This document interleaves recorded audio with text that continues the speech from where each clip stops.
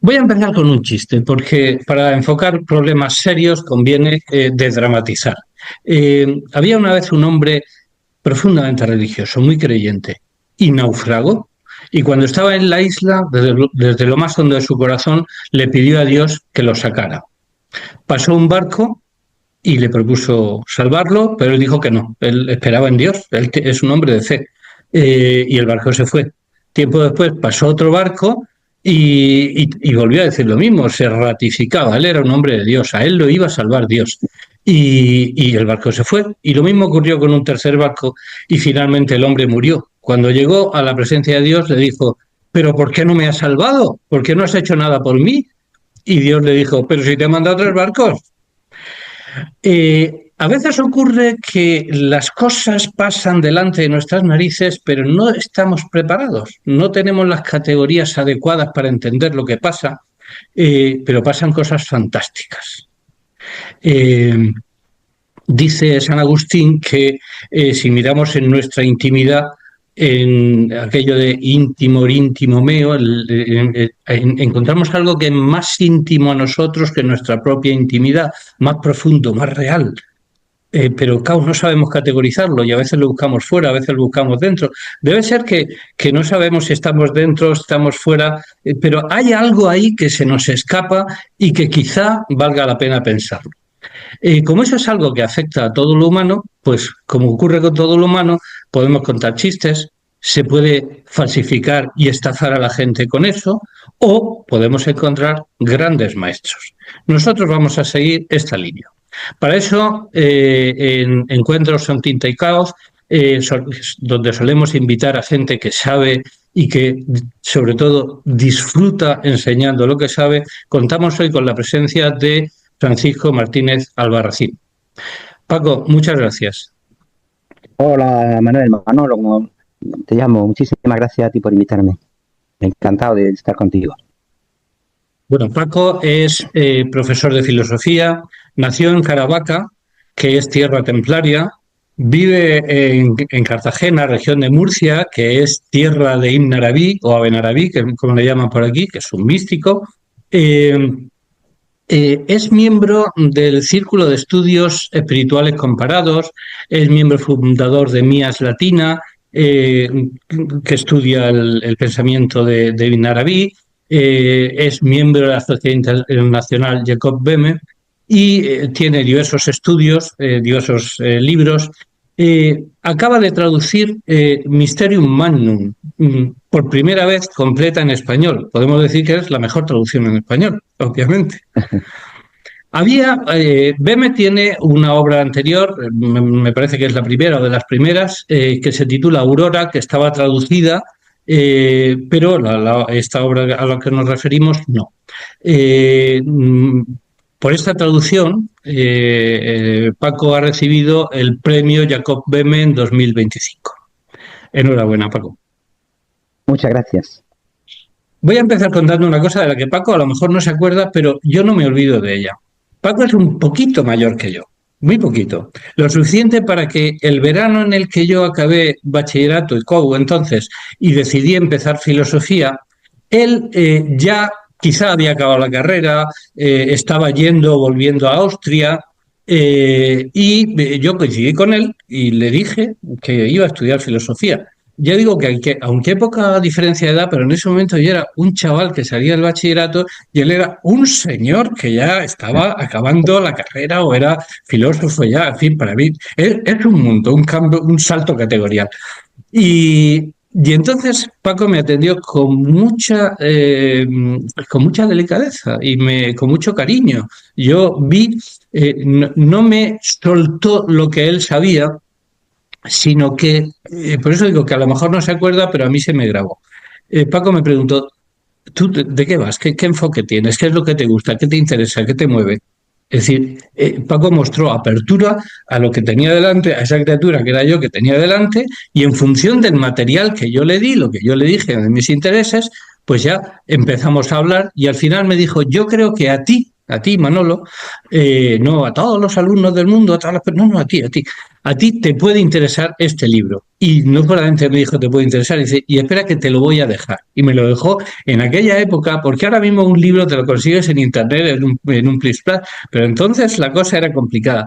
Y me dejó un libro a una persona que acababa de conocer, lo cual demuestra, yo creo que la apertura de Paco, la confianza que genera y lo a gusto que se está con él. Y yo, luego hemos coincidido muchas veces y mi primera visión se ha ido ratificada y tal. Y su gran profesionalidad.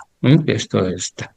Eh, bueno, Paco, por empezar, aquí solemos preguntar, hacer una primera pregunta. Recomiéndanos un libro tuyo, explícanos de qué va y convéncenos de que lo leamos. Sí, pero ya me ha picado la curiosidad porque me acuerdo de esa conversación, me acuerdo del momento, pero no recuerdo el libro que te recomendé, dejé. Este no lo recuerdo. ¿Tú sabes si era de Creo, Maestro no Eckhart o estoy era de... seguro, pero podría ser El amor a la sabiduría de Gilson. Creo que era ese. Ah, sí, sí, también, también. Estupendo. Bueno, me decías de un libro mío.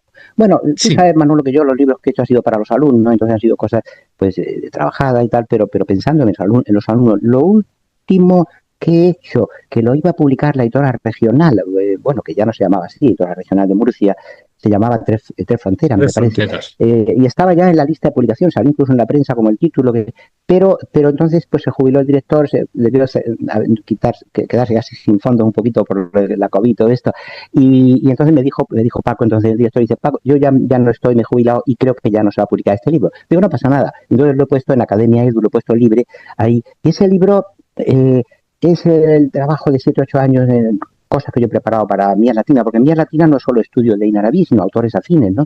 Entonces, autores afines pues son muchísimos a los del gran sufí murciano.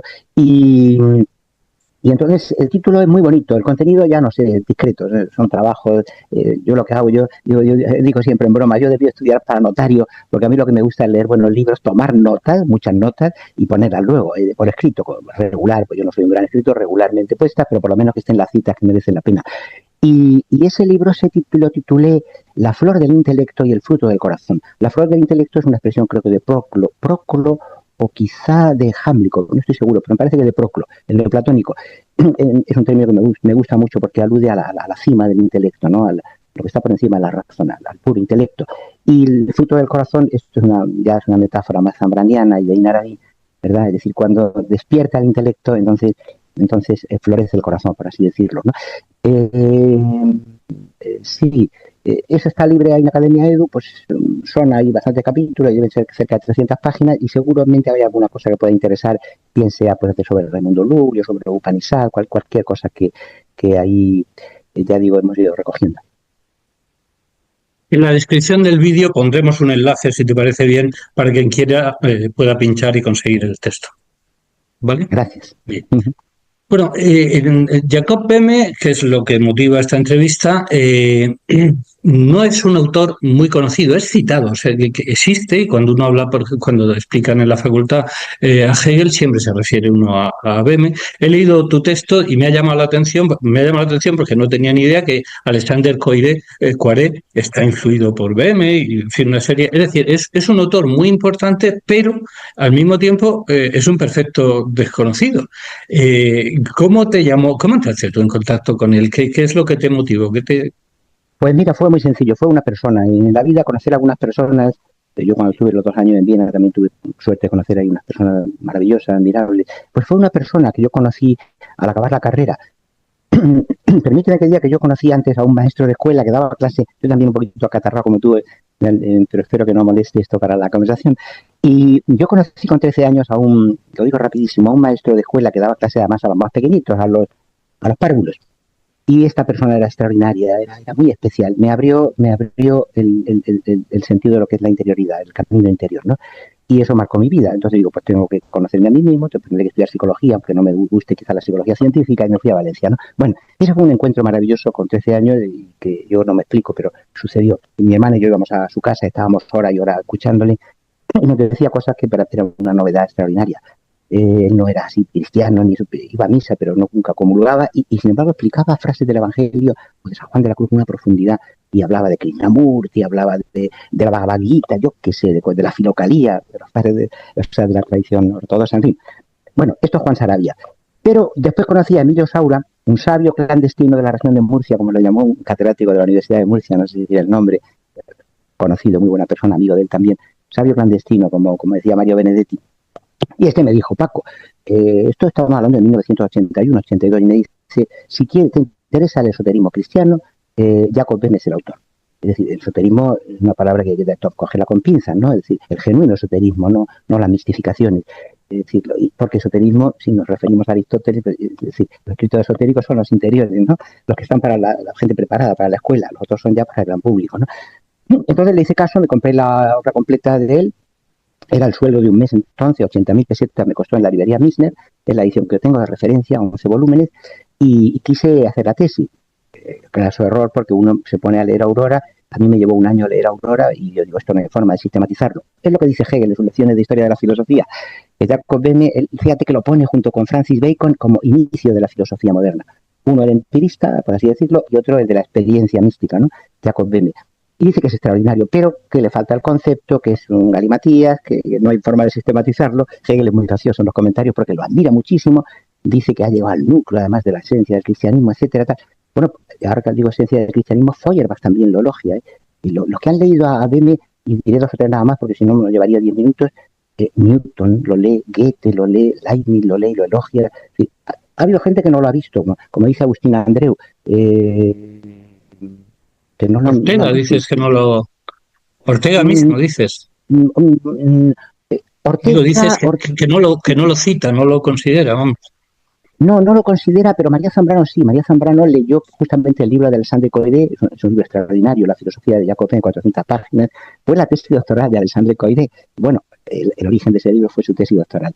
Entonces, Unamuno sí que lo lee y lo conoce, es decir, realmente ha sido muy leído. Mira, se le conoció muy pronto en Holanda. El rey Carlos I de Inglaterra, que dijo asombrado, dijo, bendito, alabado sea Dios, dice que todavía hay hombres en el mundo que pueden hablar de Dios y de su misterio, ¿no? Entonces mandó un equipo de 8 a 10 traductores. Estuvieron, no sé si 12 o 14 años en Alemania, tradujeron las obras completas de Jacob Böhme, tradujeron el misterio humano, esto que he traducido yo ahora, ¿no?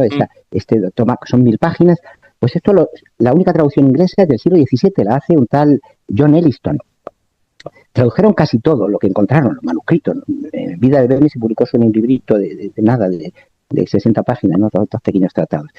Entonces, te decía, fue Emilio Saura el que me lo dijo, pero yo le hice caso, creí que había un valor ahí, me fue tremendamente difícil acceder a él, pero la traducción de Agustín Andreu es buenísima, en Alfaguara. Yo fui a visitarle a Valencia, le conocí entonces a raíz de su traducción y hablé con él, y me confirmó en que siguiera adelante estudiándolo, y que no me dispersara. Dice, no te metas en Paracelso ni en otro, no, Jacob Böhme, ¿no? Ya ahí tiene bastante.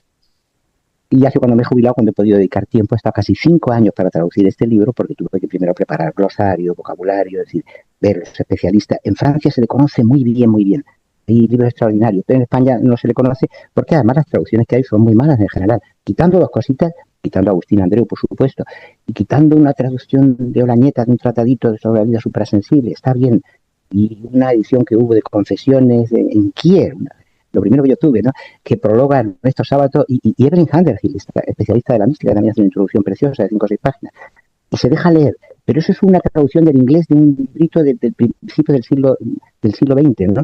Entonces no indica la procedencia de los textos, de que son cartas, que es Aurora, que es varias obras, pero me suena bien la lectura, creo que es una buena traducción, aunque sea del inglés. En fin, es muy poco conocido, pero es un autor realmente que merece la pena pese a su dificultad, enorme dificultad, sí que es cierto. La cuestión de la mística actualmente se la contrapone a la ascética, en el sentido de que la ascética supone un esfuerzo del hombre por subir o llegar a la divinidad, digamos, por eliminar los aspectos, las dimensiones, las tensiones, deseos, etcétera, que se oponen o dificultan ese ascenso. Mientras que la mística parece una dimensión más pasiva, en el sentido que es la divinidad quien se abaja y ya tenemos desde Tagore hasta, pues no sé, Karl Rahner, cuando dice que el cristianismo del siglo XXI será místico o no será.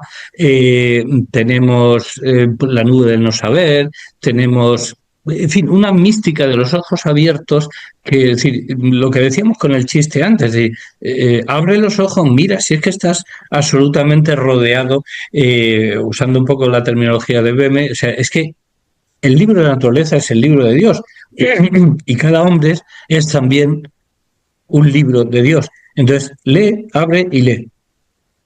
Sin embargo, en la edición de Agustín Andreu de Aurora está la célebre cita que leo de Beme. Dice, si me sigues por la escalera que subo hacia la profundidad de Dios, subirás tú también. Esta la conoces seguro.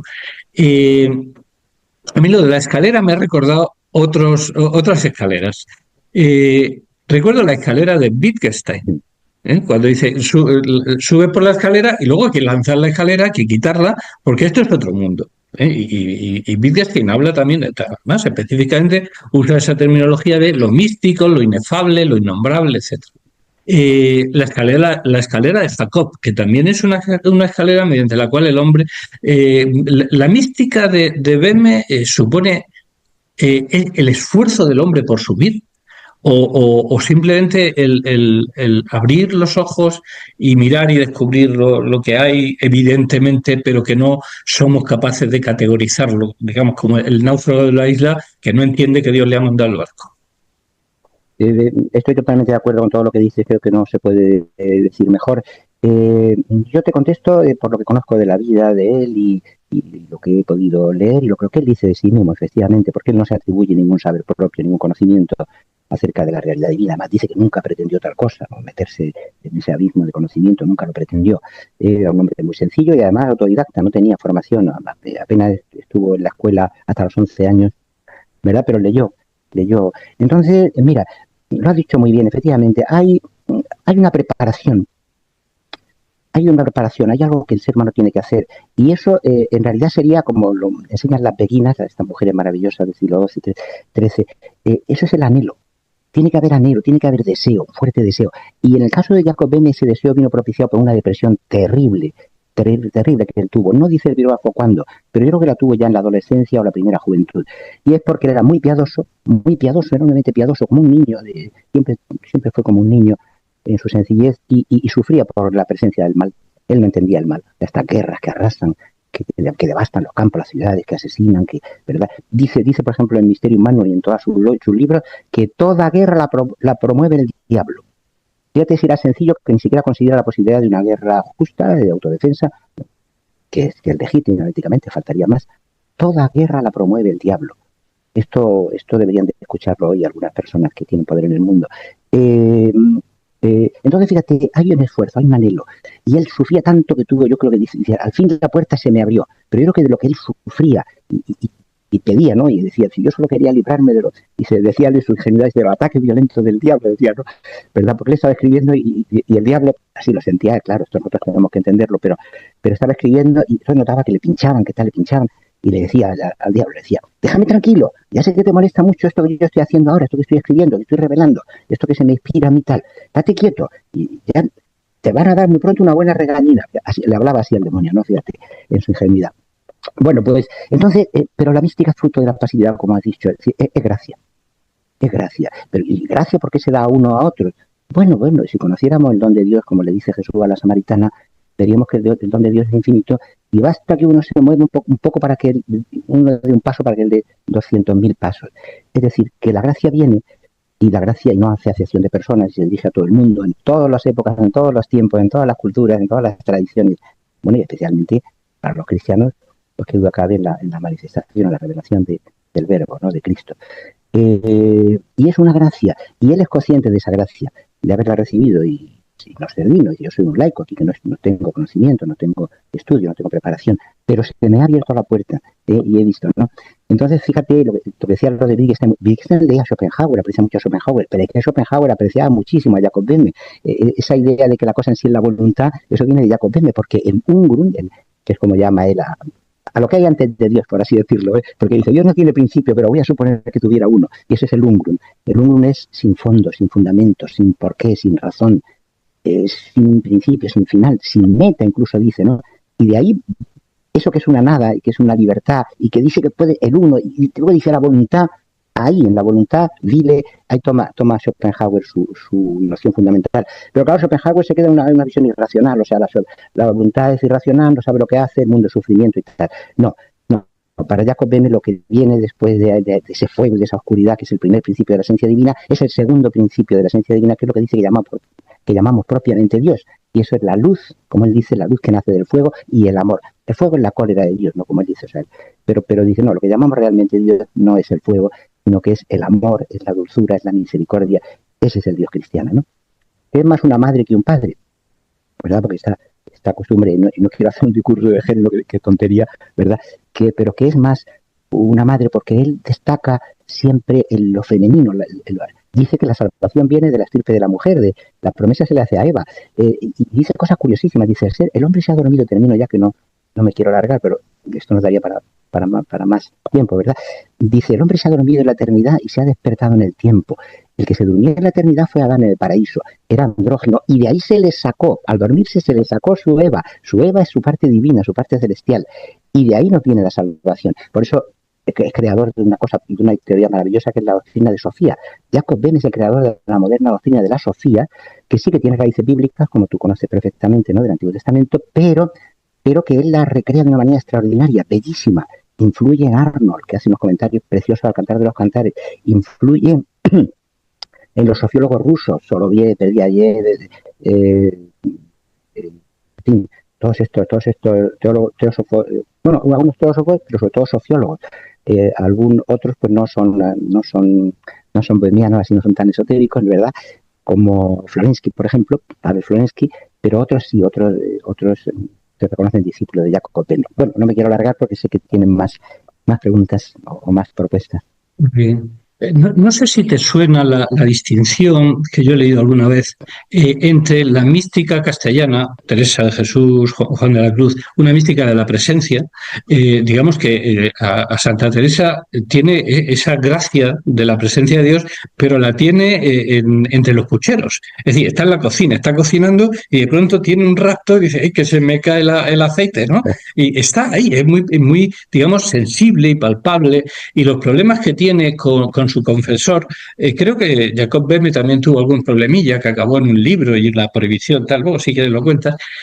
San Juan de la Cruz lo mismo, o sea, es una mística de la presencia concreta, sensible, frente a la mística de el anhelo, la añoranza, en fin, la ausencia.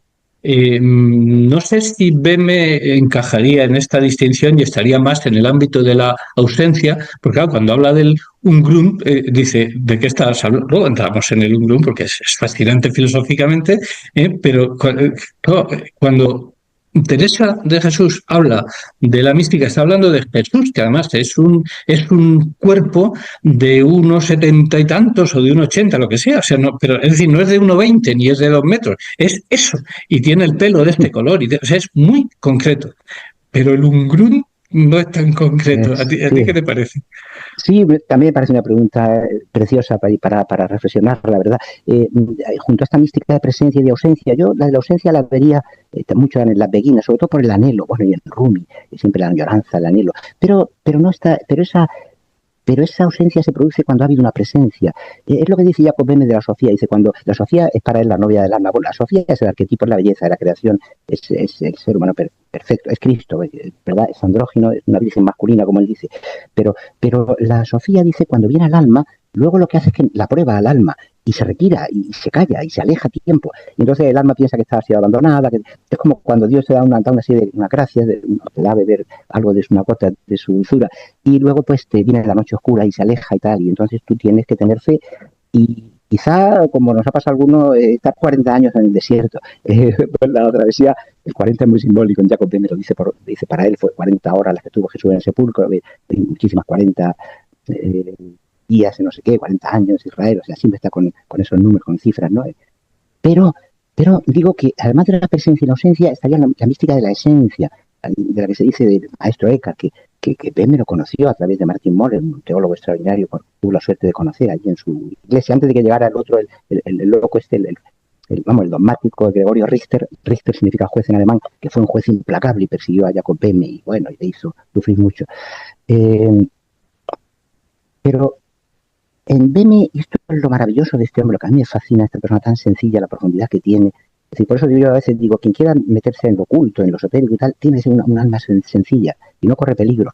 Corre peligro como esos sabios que dice la tradición hebrea, no sé si son de la Mishnah o de donde viene, pero esos 4 sabios que entraron en el misterio, y solamente uno salió indemne, es decir, uno murió, el otro se volvió loco, el otro apostató, abandonó la fe, y solamente uno salió vivo. Quiero decir, este lugar es terrible, como dice Jacob, ¿no? Este lugar es terrible, esto es tremendo. Es decir, me remito al libro de Otto, que es impresionante, también conocía muy bien a Jacob Böhme, Rudolf Otto, lo santo o lo sagrado. Yo diría que tiene que traducirse como lo sagrado, pero bueno, las Heiligen en alemán es lo santo. Está lo tremendo y lo que arrebata, lo fascinante. Bueno, y yo que Jacob Böhme termino, Jacob Böhme es que es apasionante porque en él se da pues eso, un conocimiento de la tradición hermética y una simbólica, que él dice que no practica esas artes, ni la alquimia, ni la astrología y tal, ni la magia, pero las conoce, y si conozco, sé de lo que estoy hablando, aunque no practico estas cosas. Y luego, pero fíjate, pero en él no existe el espíritu sin cuerpo, y no existe el concepto sin sensación, no existe lo inteligible sin lo sensible, da una importancia tremenda a la imaginación, igual que Inarabi. Por cierto, las semejanzas con Inarabi son impresionantes, yo cada vez me maravillo más, como sin influirse uno al otro, son 2 almas gemelas y 2 enseñanzas casi idénticas en lo esencial. Y en los detalles, hasta en símbolos, ¿no? Entonces yo lo pondría, es un místico de la ausencia, porque está confrontado siempre con el misterio, pero sobre todo de la presencia, porque él ve a Dios en los árboles, lo ve en las estrellas, bueno, y no lo confunde, dice que Dios está por encima de la naturaleza y la criatura, siempre lo dice, no hay panteísmo de ninguna manera. En todo caso, teopantismo, porque él dice que Dios es todo, está en todo, lo atraviesa todo, pero como dice el Dionisio Pajita, ¿no? Como tú sabes, en los nombres divinos, dice pan, ta, ta, onta, uidenton, onton, o sea, todas las cosas, pero ninguna cosa concreta ni determinada, ¿verdad? O sea que no hay en absoluto, como en Inarabi tampoco nada de panteísmo, en absoluto nada. Ni tampoco Dios es causa del mal, como algunos interpretan, no, en absoluto, nunca dice eso Jacob Böhme, ¿no? El Ungrun, si es origen es la posibilidad universal. Están todas las posibilidades, hay una posibilidad del mal, pero eso viene de la libertad infinita que es anterior al ser en el Ungrun, y viene de la esencia del ser humano, que es la libertad. Si no tenemos algo de libertad, por limitada que sea, no somos nada. Manolo, como tú lo sabes muy bien. Y esa libertad la respeta tanto la divinidad que incluso si tuviera que renunciar a la omnipotencia, renunciaría a la omnipotencia para permitir esa libertad en la criatura, ¿no? Bueno, eso es lo que hay que entender bien cuando se mete uno en esos berenjenales de lo que no se entiende, de lo que no se comprende acerca del mal. Pero decía, no quiero yo alargarme mucho, o sea, es un hombre que él ve, dice, si quieres imaginarte la divinidad, dice imagínate un prado lleno de hermosas flores, infinitas flores, de todas las formas, de todos los colores. Esa es la idea que él tiene, ¿no? Y le decía a los estudiantes de teología, ¿cómo veis a Dios en esos libráculos? Tenéis que verlo en la naturaleza, tenéis que verlo. La naturaleza es el tercer principio, he mencionado antes 2, el tercer principio es la naturaleza eterna, de la que vendrá luego pues, el universo, nuestro mundo, como una emanación también, o como una manifestación, pero ese es como el cuerpo, entre comillas, de la divinidad, no es el tercer principio, porque Dios, que es espíritu, también tiene cuerpo, entre comillas, ¿no? Por eso digo que sí, sería una mística más bien de la cercanía que de la ausencia, pero también es una mística de la esencia, porque él lo que quiere es profundizar en la medida en que se pueda en el misterio de la realidad.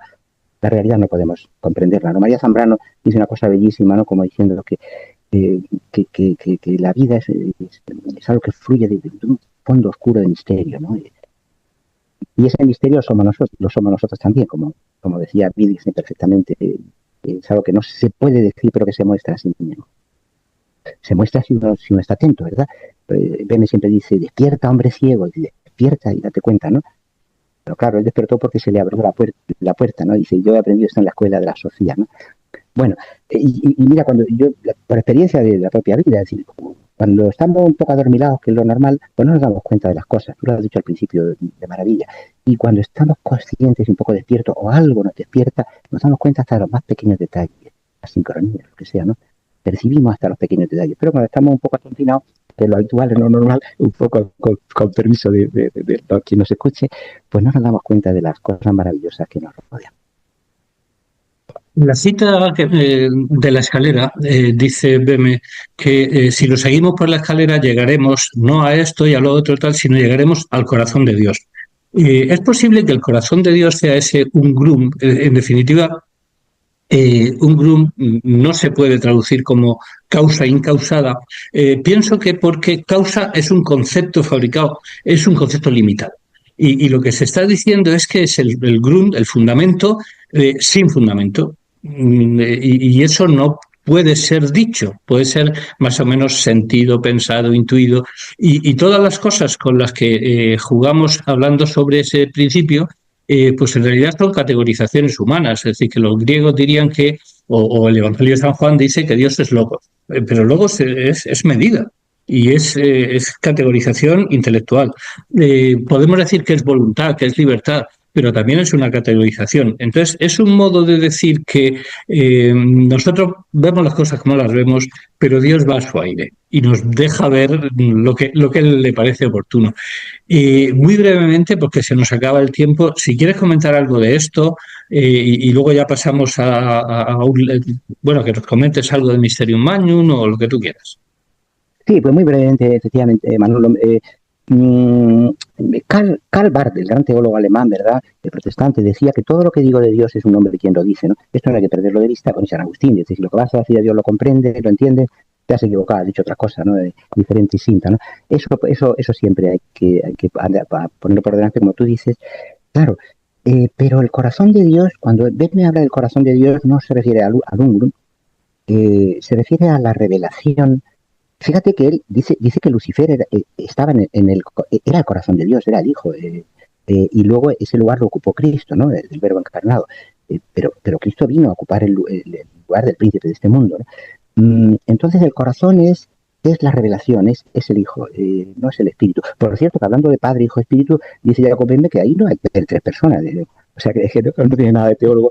Dice, ¿qué tres personas? Dice, la única persona es Jesús, que se encarnó, tenía naturaleza, doble naturaleza, humana divina, y decía, y doble cuerpo del limbo de la tierra y cuerpo celestial, etcétera, ¿no? Y dice cosas preciosas de la encarnación y de Cristo, pero él es persona, pero dice el Padre que va a ser persona. El Padre no dice que el Padre sea el Ungrum tampoco, no, el Padre lo asocia con con el fuego que despierta a Lucifer, es decir, con la cólera, con la justicia, la verdad y la justicia divina. Bueno, y el Espíritu tampoco es una persona. Pero mantiene el esquema trinitario, pero con unas modalidades que no son, digamos, la ortodoxia. Exactamente, no son las ortodoxas, efectivamente. Y dice que en cada cosa es triple, y en cada cosa está, pues dice, su cuerpo, su fuerza, su jugo, que es como el corazón, el espíritu, y luego sus propiedades, su espiritualidad. Hay anécdotas preciosas. Bueno, otra cosa que no hemos dicho, él decía que tenía conocimiento de la lengua natural. La lengua natural es la lengua adámica, la lengua primordial. ¿Y cómo ha aprendido eso? Pues no lo ha aprendido, se lo han dado. Entonces, él, por ejemplo, fíjate, paseaba mucho, esto lo digo, es una anécdota bellísima que me encanta siempre recordar. Él salía a pasear con un médico que era Tobias Cover, y pues era muy erudito y conocía incluso el hebreo, no sé si era judío, tenía ascendencia judía. El caso es que iban paseando y a Bemme le gustaba saber el nombre latino, griego, hebreo, si podía ser, de algunas plantas, y se lo decía cuando lo conocía, ¿no? Pero a veces lo probaba, y entonces probaba Jacob Bemme, que era su maestro y tal, y de repente pues le daba un nombre que no correspondía con la planta. Pero él se daba cuenta enseguida y decía, ¿cómo? ¿Qué nombre has dicho? Y dice, no puede ser. Dice, no puede ser ese nombre hebreo. No sabía rudimentos de latín o griego. Dice, no corresponde ese nombre con la planta, sino no con la forma, no esto, la forma, con las propiedades, con esto, con el aspecto que tiene, con el color. No, ese nombre no puede ser. Y se daba cuenta, ¿no? Dice que quería probarte, ¿no? No fallaba nunca. A veces decía a sus amigos, podría hablar en francés, en inglés, en el idioma que sea, que no lo conozco, y os entiendo lo que estáis diciendo. Es por el conocimiento que tenía de la lengua natural. Otra cosa prodigiosa. Por eso decía alguien que Jacob Bemme es una aparición milagrosa, dice, en la historia de la humanidad, dice, en el espíritu, en el humano, y particularmente en el espíritu alemán, una cosa milagrosa, no se puede comprender. Yo lo comprendo desde el Evangelio, es decir, has ocultado estas cosas a los sabios, a los prudentes, y los has revelado a los pequeñuelos, a la gente sencilla, a la gente humilde, a la gente que no buscaba ese conocimiento, ¿verdad? Y es inútil que os esforcéis, que madruguéis, que os esforcéis, por lo que decíamos antes del esfuerzo y la gracia. Dios lo da a sus amigos mientras duermen. caramba. Esto, fíjate, Simón Paco, Weil, que es una investigadora extraordinaria, sí, pues también dice lo mismo, ¿no? Y los dos dicen que si nos llegamos al silencio profundo, al silencio, auténtico silencio en nuestro interior, dicen, escucharemos palabras inefables, ¿no? Bueno, pero estamos acabando, concluimos, sí. te dejo concluir. Dinos, Paco, ¿qué te gustaría que se quedara la gente que vea esta entrevista en su cabeza y en su corazón? Pues mira, me gustaría que se acordara de lo que dijo el rey Carlos I, es decir, de Inglaterra, ¿no?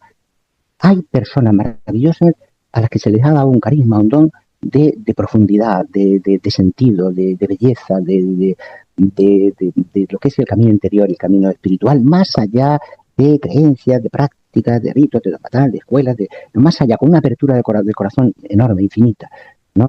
Como el famoso poema de Inarabi. Entonces, esto, que uno tenga apertura de corazón, como decía María Zambrano, la piedad es saber tratar con el otro, con lo otro, apertura de corazón para ver qué riqueza en el... Gracias por pasar por aquí. Si te ha gustado lo que hemos compartido, suscríbete al canal y cuéntaselo a quien pueda interesarle. Nos vemos en otros libros, otras ideas, otros misterios.